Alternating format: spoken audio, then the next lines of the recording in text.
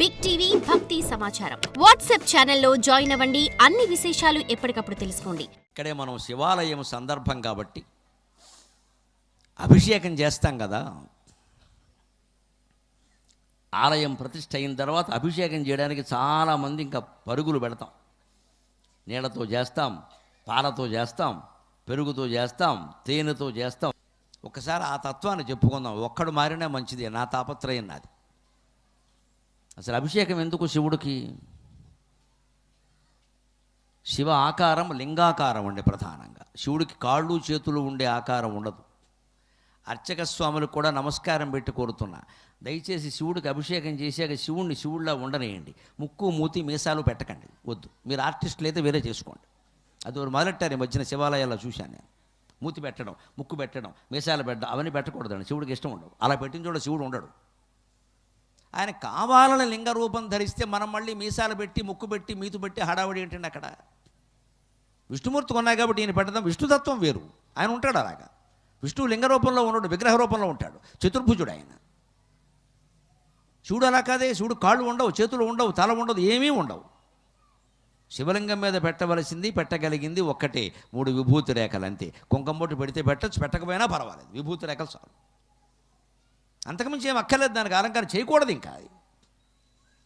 ఎందుకంటే శివతత్వం ఒకటే లెక్క. అభిషేకం ఎప్పుడు లింగానికే చేయాలి. విగ్రహ రూపంలో చేతులు కాళ్ళు ఉన్న విగ్రహాలకు అభిషేకాలు సాధారణంగా చేయకూడదు, కొన్ని ప్రత్యేక సందర్భాల్లో తప్ప.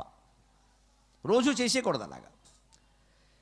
ఇప్పుడు మన హిందూ తత్వంలో ఒక నమ్మకంతో పాటుగా శాస్త్రీయ విజ్ఞానం ఉంటుందండి. విగ్రహ రూపం వేరు, లింగ రూపం వేరు.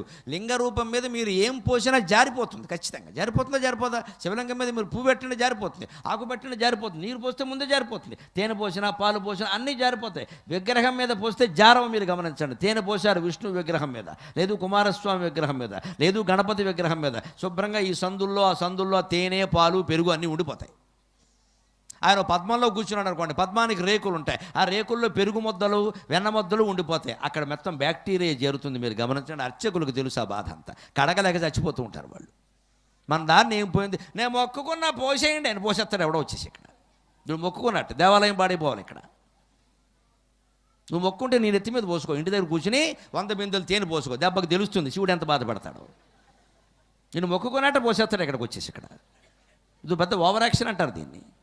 నువ్వు మొక్కుకుంటే దేవాలయం పాడు చేస్తావు, సరైన మొక్కుకోవాలి. ఇక్కడ పద్మంలో కూర్చుందండి సరస్వతీదేవి. మీరు ఆవిడకి అభిషేకం ఎలా చేస్తారమ్మా? అభిషేకం చేస్తే ఏమవుతాయి? పద్మం రేకులు ఉంటాయి కదా, ఆ రేకుల నిండా నీళ్లు ఉండిపోతాయి. రేకులన్నీ మొత్తం తుప్పట్టేస్తాయి. అది సిమెంట్ అయినా, గచ్చు అయినా, రేక్ అయినా ఏదైనా చెడిపోతుందో చెడిపోతుందో ఆలోచించండి. అంచేతనే అభిషేకం శివలింగానికే చెయ్యాలి. మిగిలిన విగ్రహాలకు అర్చన చెయ్యాలి. పూలమాలలతో అర్చన చేయాలి. ఆకులు పెట్టచ్చు, పువ్వులు పెట్టచ్చు, పూలదండలు పెట్టచ్చు. ఊరికే తేనె పాలు పోసేయద్దు. శివలింగానికి చెయ్యాలి, అది కూడా నీళ్లే చెయ్యాలి. ఎందుకు చెయ్యాలయ్యా? శివుడి మీద పోసినటువంటి ప్రతి చుక్క బిందువు జారిపోతూనే ఉంటుంది. నేను ఒక శివాలయంలో దర్శనానికి వెడితే అక్కడ అభిషేకం జరుగుతోంది. సహజంగా నేను కనపడగానే అర్చక స్వామికి చాలా గౌరవం కలుగుతుంది. అందులో భార్య సమేతంగా వెళ్ళాను. రాక వచ్చారు గరికిపేట వారు, మీరు గర్భాలయంలోకి వచ్చి అభిషేకం చేసుకోండి స్వయంగా అన్నాడు ఆయన. వద్దండి, మీరు చేస్తున్నారు కదా, దాన్ని కొనసాగించండి అన్నాను. అర్చకుడు అనుమతి లేకుండా ఆలయ చైర్మన్ సహా ఎవరూ గర్భగుడిలోకి వెళ్ళకూడదు. నాకు తెలిసిన సంప్రదాయం చెబుతున్నా, మొహమాటం ఎలా. ఎంత ప్రముఖులైనా ఊరు బయటే, గర్భగుడిలో ఉండాల్సింది అర్చకుడు ఒక్కడే. ఆయన అనుమతి లేకుండా ఎవ్వరూ వెళ్ళకూడదు. మనకేదో అధికారం ఉంది కదా అని వెళ్ళిపోకూడదు.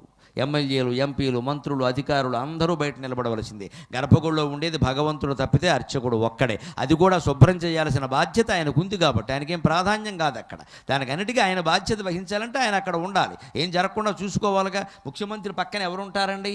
వాళ్ళ అబ్బాయి, వాళ్ళ అమ్మాయి, వాళ్ళ ఆవిడే ఉండరండి. పెద్ద ఎస్పీజీ ప్రొటెక్షన్ ఆఫీసర్ ఉంటాడు అక్కడ. ఏం చేయమంటావు? గన్మ్యాన్ ఉంటాడు పక్కన, బాగా దగ్గరగా ఆయనే ఉంటాడు సఫారీ డ్రెస్ చేసుకుని.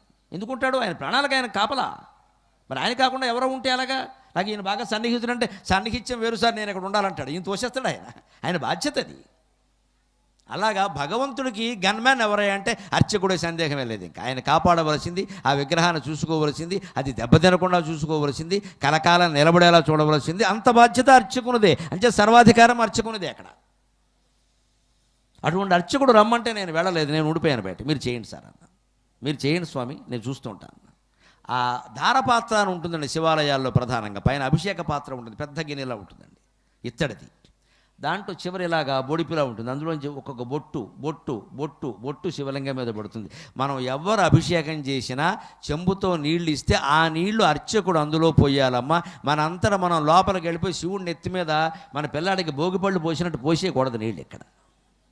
ఇది ఒకటి బాగా మొదలెట్టారు ఈ మధ్య దేవాలయాల్లో. విగ్రహాన్ని మొత్తం అందరూ వచ్చేసి ముట్టేసుకోవడం, పామేయడం, మసాజ్ కూడా చేసేయడం వీలైతే. ఇంకా కాళ్ళు చేతులు మసాజే. ఇంకా బ్యూటీ క్లినిక్కి దేవాలయానికి తేడా లేకుండా పోయింది ఇక్కడ. పైగా ఎంత చేస్తే అంత పుణ్యం అన్న. శివుడికి ఏం కాళ్ళు నొప్పులు లేవు, చేతులు నొప్పులు లేవు, ఆయన సుఖంగా ఉన్నాడు. మనం మసాజ్ చేయడం వల్ల వస్తాయి లేనిపోనివన్నీ. చేయకూడదు అలాగా. అసలు మనం అందరం వెళ్ళి శివలింగాన్ని ముట్టుకోవడం ఏంటండి? బుద్ధి ఉందా లేదా? ముట్టుకుంటే పుణ్యం ఏముండదు. ముట్టుకుంటే చెకాకు కోసం చేపిస్తాడు ఆయన. నేను ఎవడు ముట్టుకోమని అంటాడు. అభిషేకం ఎప్పుడు అభిషేక పాత్రలోనే జరగాలి. అక్కడ ఏం జరుగుతుందో, ఎందుకు అలా పెట్టారు విధానము అంటే, ఒకటి ఇంతమంది గుళ్ళోకి వెళ్ళి చెంబులు బిందెలు పోసేస్తే గర్భగుడి అంతా నిండిపోతుంది. ఎవరు శుభ్రం చేయాలి? వ్యవస్థ ఎందుకు ఏర్పాటు చేశారో అర్థం చేసుకోవాలండి. మూర్ఖంగా ప్రవర్తించకూడదు. అభిషేక పాత్రలో పోస్తే ఒక్క చుక్క నీరు కూడా వృధా అవ్వదండి. ప్రతి బొట్టు శివుడి మీదే పడుతుంది. మీరు గమనించండి. మీరు చెంబుతో కానీ బిందెతో కానీ అభిషేకం చేశారు అంటే ఆయన మీద పడేది ఎలాగూ 2 బొట్లే, మిగిలినవన్నీ కింద పడ్డాయి. మీరు అభిషేకం చేసినట్ట మాన్నట్ట. కానీ మన దిక్కుమాలిన ఆలోచన ఎలా ఉంటుంది అంటే, 10 రూపాయలు ఇస్తే మామూలుగా, 100 రూపాయలు ఇస్తే ఎక్కువ, 1000 ఇస్తే ఎక్కువ, ఎంత ఇస్తే అంత ఎక్కువ, అందుకని ఎన్ని బిందెలు పోస్తే అంత ఎక్కువ. మనం ఇలాగే ఆలోచిస్తాం. మనం ఇంతకంటే ఎదగం. మనం ఇలాగే ఆలోచిస్తాం. మనకి ఎవరైనా 100 ఇచ్చారనుకోండి, 100 ఇచ్చిన వాడికంటే 1000 ఇచ్చిన వాడు గొప్పవాడు కదా, 1000 ఇచ్చిన వాడికంటే 10,000 ఇచ్చిన వాడు గొప్పవాడు కదా. మనం కూడా ఎలా ఆలోచిస్తామంటే, నీళ్ళ కంటే పాలు ఎక్కువ, పాల కంటే తేనె ఎక్కువ, తేనె కంటే పెరుగు ఎక్కువ అని పోసేయి, మొత్తం అన్నీ పోసేయి. మనం ఇలా ఆలోచిస్తామండి. మన ఆలోచన విధానం ఇక్కడే మార్పు రావాలి. ఈ ఎక్కువ తక్కువలు మనకుంటాయి, దేవుడికి ఉండవండి. ఇవన్నీ ఇష్టాయిష్టాలు, ఎక్కువ తక్కువలు, రాగద్వేషాలు జీవుడికి ఉంటాయి, దేవుడికి ఉండవండి. దేవుడికి ఫలానాది ఇష్టం, ఫలానాది అయిష్టం అన్న మాట లేదు. దేవుడికి ఏదైనా ఇష్టం అన్నారు అంటే దాని వెనకాల ఆరాధనా తత్వం ఏదో ఉందన్నమాట. శివుడికి మారేడాకి ఇష్టం. ఎందుకు ఆలోచించండి. నేరేడాకి ఇస్తే కొడతాడా? మామిడాకి వేస్తే కొడతాడా? పెళ్ళికి మామిడాకులు తోరణాలు కడతాం, మామిడాకులు శివుడి మీద వేస్తే కొడతాడా? మారేడాకి ఎందుకంటే ఇష్టం? శివాలయంలో అభిషేకాలు జరుగుతాయి, ఎప్పుడు చెమ్మ ఉంటుంది. ఎంత తుడిచినా సరే కొంత చెమ్మ ఉంటుంది. అక్కడ నీటి బిందువులు ఉండక తప్పదు కదా. శివలింగం మించి నీరు జారుతుంది. పానవట్టం ఉందిగా కింద, అక్కడ మిగిలిపోతాయి నీళ్లు. అప్పటికే అర్చక స్వాములు చాలా ఓపికగా ఈ పైన ఉన్న బట్టతో తుడుస్తారండి. వాళ్ళు శివసేవ కింద భావిస్తారు దాన్ని. ఈ వస్త్రం చేస్తారు. అయినా సరే ఉంటుంది, అంత చెమ్మ ఉంటుంది. కాబట్టి ఏం చెప్పారంటే, అభిషేకం చేసిన వెంటనే 4 మారేడు దళాలు వేసేస్తే ఒక్కో దళానికి 3 ఆకులు ఉంటాయి కనీసం. 4 దళాలు వేసామనుకోండి, ఆ గాడిలో పడి ఆ చెమ్మ లాగేస్తుంది. మారేడాకులో ఉండే సైన్స్ అది. ఆ చెమ్మ లాగేస్తే శివలింగం కలకాలం సుఖంగా ఉంటుంది, ఆరాధన చేసుకోవడానికి వీలుగా ఉంటుంది.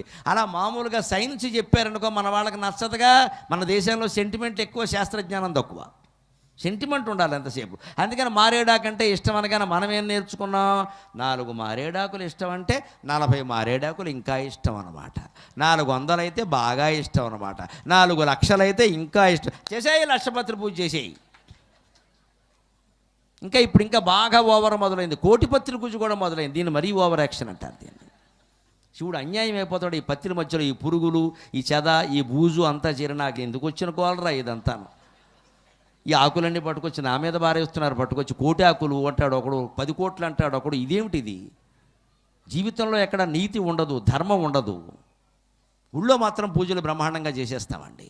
ఇంత ఆధ్యాత్మికత ఉన్న దేశంలో నిన్నటికి నిన్న పత్రికలో వచ్చిన వార్త ఇవాళ అనుకుంటారు కూడాను.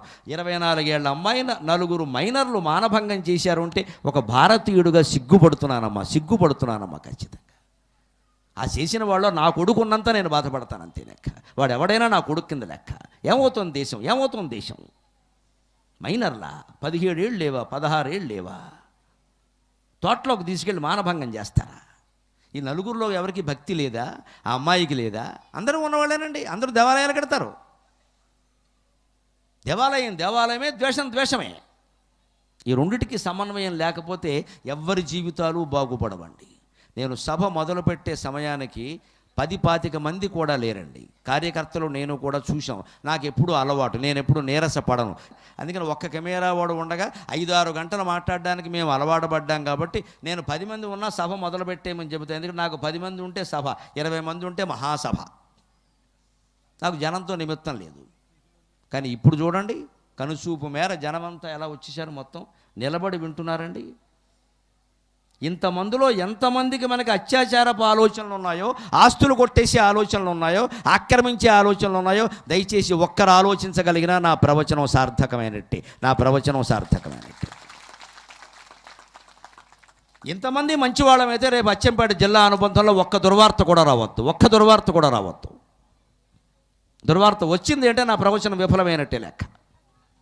మనుషులు మనస్సు మారదు, మనస్సు అలాగే ఉంటుంది. అదే పిచ్చి పనులు చేస్తారు, అదే తాగుడు, అదే వ్యసనం, అదే పెళ్ళాలని బాధ పెట్టడం, అదే గొడవ, అన్నీ అలాగే సాగుతాయి. మళ్ళీ ఏమండి, శివుడికి తేనె ఇటువైపు పోయాలా అటువైపు పోయాలా, నీ నెత్తిమి పోసుకో, ఎక్కడ పోసుకున్నావు ఒకటే. నీ బుద్ధి మార్చుకున్నప్పుడు తేనె దేనికై పని లేక, నీ బుద్ధి నిండా విషమే ఉన్నప్పుడు నువ్వు శివుడి దగ్గరికి వెళ్ళి తేనె పోస్తావు, బుద్ధి లేదు. నువ్వు పోసి తేనె ఆయన స్వీకరిస్తాడా? మన బుద్ధి మారలేదు. ఇంట్లో పెళ్ళాన్ని ఏడిపించుకు తింటున్నాం, మొగుడిని ఏడిపించుకు తింటున్నాం, ఆడపడుచుని ఒకలాగా, మరదంలో ఒకలాగా చూస్తున్నాం మనం. మన అమ్మాయి అయితే ఒకలాగా, కోళ్ళ అయితే ఒకలాగా చూస్తున్నాం మనం. మన గుళ్ళోకి వెళ్ళే అధికారం ఉందండి? అసలు మన గుళ్ళోకి వెళ్ళే అధికారం ఉందా? సమానత్వం అనే భావన లేనప్పుడు గుళ్ళోకి వెళ్ళి పెడతా ఉండ మనం. దేవుడికి అందరూ సమానం కదా. మన అర్చనే, మన గొడవ మందే. పైగా ఈ రాగద్వేషాలు, అక్కడికి వెళ్ళి కోరికలు. ఎవరి మీద మనకు కోపం ఉందో వాళ్ళు మట్టయిపోవాలి, నేను గట్టయిపోవాలి. చూసుకో, శివుడు లోకుగా ఉన్నాడా? శివుడికి నీ బుద్ధి తెలీదా? నువ్వు వాళ్ళు మట్టయిపోవాలా, నువ్వు గట్టిగా ఉండాలా? మరి శివుడికి వాడు నువ్వు అంతా ఒకటే. ఆయన ఏం చేస్తాడు? నిన్నే మట్టి చేసేస్తాడు, వాడినే గట్టి చేసేస్తాడు. ఈ కోరికలు నాకు తెలియవని. ఈ సమభావన ఏర్పడాలంటే అభిషేక తత్వం తెలియాలి. తేనె పోసామా, పాలు పోసామా అనవసరమైన విషయాలండి. మారేడాకు ఇష్టం అన్నారు, ఎందుకంటే నీళ్లు పోసినప్పుడు చెమ్మ ఉంటుంది కాబట్టి చెమ్మ పీల్చడానికి మారేడాకు ఉపయోగపడుతుంది. అంతకుముందు మారేడాకు చేస్తే ఏదో స్వర్గం వస్తుంది, నేరేడాకు చేస్తే నరకం వస్తుంది, ఇవన్నీ మామూలు విషయాలు, నేను చెప్పే విషయాలు కావు. మన ఆకట్టుకుందుకు చెబుతారు ఆ మాటలు, అంతే. అందుకని మారేడాకుతో పూజ చేస్తే స్వర్గం రాదు. ధర్మంగా వ్యాపారం చేస్తేనే, ధర్మంగా ఉద్యోగం చేస్తేనే, అవినీతికి పాల్పడకుండా ఉంటేనే, లంచం తీసుకోకుండా ఉంటేనే స్వర్గం వస్తుంది. లేకపోతే 16 నరకాల ఖాయం, అనుమానం లేదు. నువ్వు ఎన్ని మారేడాకులు పెట్టినా సరే. మారేడాకి పుణ్యానికి ఎటువంటి సంబంధం లేదు. ఈ పిచ్చుకబులు చెప్పద్దు ఇక్కడ. అది మళ్ళీ ఏ దళం పెట్టినా ఒకటే, బుద్ధి మారలేదు ఇక్కడ. ఆకులకి, పువ్వులకి, అభిషేకాలకి దేవుళ్ళు లొంగడమ్మా. నిర్మలమైన మనస్సుకు మాత్రమే భగవంతుడు లొంగుతాడు. ఖచ్చితంగా నిర్మలమైన మనస్సు ఉండాలి, నిర్మలమైన మనస్సు ఉండాలి. అందుకని నాకు ఒక్కొక్క బొట్టు పడుతూ ఉంటే నాకు అనిపించింది ఒక్కసారి, అభిషేకం అంటే ఇది కదా. ధరపాత్ర నుండి నీరు జారిన ఎట్లు క్షణము క్షణము బ్రతుకు జారిపోవు. ధారపాత్రలో ఎన్ని బిందెల నీళ్లు పోసినా ఒక్కొక్క బొట్టే పడుతున్నప్పటికీ సాయంత్రం మీరు వెళ్ళి చూడండి, ధారపాత్ర ఖాళీ అయిందే లేదా. మన జీవితం కూడా అంతే కదా. నేను ప్రసంగం మొదలుపెట్టి ఇప్పటికి 1.5 గంట దాటిపోయింది కదా. మీ ఆయుర్దాయంలో, నా ఆయుర్దాయంలో 1.5 గంట అయిపోయిందా లేదా? కానీ బహుశా జీవితం మొత్తం మీద సార్థకమైన 1.5 గంట ఏదైనా ఉంటే అది ఈ 1.5 గంట. నాకైనా మీకైనా మిగిలింది ఏదైనా వృధా కావచ్చేమో, కానీ ఈ మాటలు చెప్పేటువంటి నా జీవితం, ఈ మాటలు వినడానికి నిలబడి కూడా శ్రమపడి వింటున్నటువంటి మా అచ్చంపేట సోదరుల జీవితం వృధా కాలేదండి, అది సార్థకమైంది ఖచ్చితంగా. మీ అందరికీ ఇక్కడ కూర్చునే అవకాశాలు లేకుండా ఇబ్బంది పడుతున్నందుకు కార్యకర్తల తరఫున నేను క్షమాపణ చెబుతున్నా. అచ్చంపేట మొత్తం ఇక్కడ ఉంది ఈ మాటల గురించి నేను సంతోషిస్తున్నా, పరవశిస్తున్నాను. నేను నిజంగా నాకు కావలసింది ఇది, ఈ చైతన్యం కావాలి. నిలబడ్డామా, కూర్చున్నామా, అది పెద్ద విషయం కాదు. కార్యకర్తలు ఎప్పుడైనా కొంతమందికి ఏర్పాటు చేయగలరు, అందరికీ చేయలేరు. వాళ్ళు మానవులే కదా. మంచి మాటలు వినడానికి ఎలా ఉన్నా పర్వాలేదు. మన బతుకు జారిపోయిందా లేదా, 1.5 గంట అయిపోయిందా లేదా? కానీ ఈ 1.5 గంట సార్థకం అండి. 24 గంటల్లో ఇటువంటి 2 గంటలు ఎన్ని ఉన్నాయి మన జీవితంలో? ఈ 2 గంటలు ప్రవచనం తప్పితే నాకైనా మీకైనా 22 గంటలు వృధా అయిపోయింది కదా. రకరకాల కబుర్లు, ఆశమ్మ, బోషమ్మ, ఆకాక, ఈహీహి, ఆత్మస్తుతి, పరనంద, సరిపోయింది. మరి ఈ 2 గంటలే సరిగ్గా ధారపాత్ర మనకేం చెబుతుంది అంటే, ధారపాత్రలో ఎంత నీరున్నా బొట్టు బొట్టు బొట్టు జారిపోయినట్టే నీ జీవితం అనే ఆయుర్దాయం ఎన్ని 100 ఏళ్ళు ఉన్నా సరే ఒక్కో ఏడాది జారిపోయిందా లేదా? అలాగే ప్రతి నెల జారిపోయిందా లేదా, ప్రతిరోజు జారిపోయిందా లేదా, ప్రతి క్షణము జారిపోయిందా లేదా. కానీ అభిషేకం ఎంత గొప్పదంటే ధరపాత్ర నుండి నీరు జారిన ఎట్లు క్షణము క్షణము బ్రతుకు జారిపోవు. బొట్టు బొట్టు లింగమూర్తి చేరిన ఎట్లు బొట్టు బొట్టు లింగమూర్తి చేరిన ఎట్లు క్షణము క్షణము శివుని స్మరణ కిడుము. ధారపాత్రలో నీరు మొత్తం జారిపోయినా ధారపాత్రకి చింత లేదు. ఎందుకో తెలుసా? ప్రతి బొట్టు శివుడి మీదే పడింది. బొట్టు బొట్టు లింగమూర్తి చేరినట్టు ఒక్క బొట్టు కూడా వృధా కాల. వీరు చెంబుతో పోస్తే సగం నీళ్లు వృధా, బిందెతో పోస్తే మొత్తం నీళ్లు వృధా. ఇంకా ఈ మధ్య కొంతమంది టీవీల్లో చూపించారు, మనం గొట్టాలెట్టి పోస్తున్నారు ఇక్కడ, పెద్ద పెద్ద గొట్టాలెట్టి. ఎందుకంటే శివుడు పొడుగ్గా ఉన్నట్ట, వీడు పెద్ద రబ్బర్ గొట్టం పెట్టాడు ఇక్కడ. దీన్ని రబ్బర్ గొట్ట అభిషేకం అంటారు. ఇది బాగా అతి పెరిగిపోవడం. ఇంకా ఒక స్థాయికి వచ్చాక మనుషులకు అహంకారాలు పెరిగిపోయి మనం ఏం చేస్తే అదే, మనం ఏం చేయ, వీళ్ళ సంగతి అంతా దేవుడు చూసుకుంటాడు. ఈ అపవిత్ర అభిషేకాలు, అశాస్త్రీయ అభిషేకాలు ఎందుకు వస్తాయి? అహంకారం కారణంగా. అసలు అంత పొడుగు శివలింగం పెట్టమని ఎవరు చెప్పారు? నిన్ను గొట్టం పెట్టమని ఎవరు చెప్పారు ఇక్కడ? అంటే మెగాస్టార్ లాగా ప్రతిదీ మెగా. దాన ధర్మాల్లో మెగా ఉండదు, అక్కడ మృగా తోసేస్తాడు లోపలికి. వ్యవహారం మాత్రం మెగా. ఎంత పెద్ద చేస్తే అంత గొప్ప. పత్రికల్లో వస్తుంది, టీవీలో వస్తుంది, నా పేరు వస్తుంది. ఇంకెవరు ఈ చుట్టుపక్కల ఎవరు ఇలా చేయకూడదు. దీన్ని సాత్విక అహంకారం అంటారు. దయచేసి దాన్ని వదులుకోండి. ఎవరికైనా ఉంటే మేమే చేశాం, ఇంటి చుట్టుపక్కల ఎవరు ఇలా చేయలేదనే మాట మన నోటమట రావద్దు. అన్ని చోట్ల జరగాలి, అందరూ బాగుండాలి. మనం కాదు, ఇక్కడ అందరూ బాగుండాలి. అహంకారం ఉండకూడదు. గుడి దగ్గర కూడా, పూజల్లో కూడా, మంత్రాల్లో కూడా, వ్యవహారాల్లో కూడా మాదే అనే మాట రావద్దండి. మా ఓపిక మేరకు మేము చేసాం, ఆ మాటే రావాలంతే.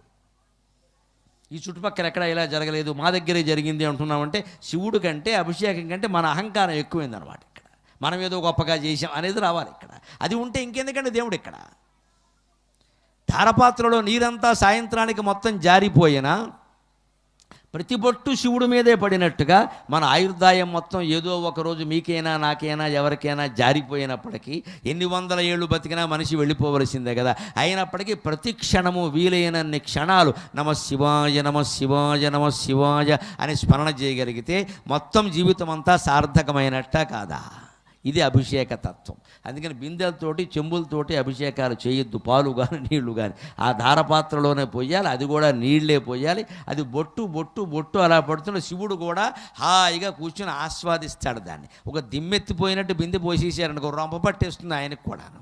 షవర్ బాత్లు అవి ఆయనకి ఇష్టం ఉండవమ్మా, ఈ టవర్ బాతే ఇష్టం ఆయనకి. అందుకని అభిషేకం ఒక పద్ధతిగా చేయాలి, ఒక ధర్మం తెలుసుకుని చేయాలి. For more videos like this, subscribe Big TV channel.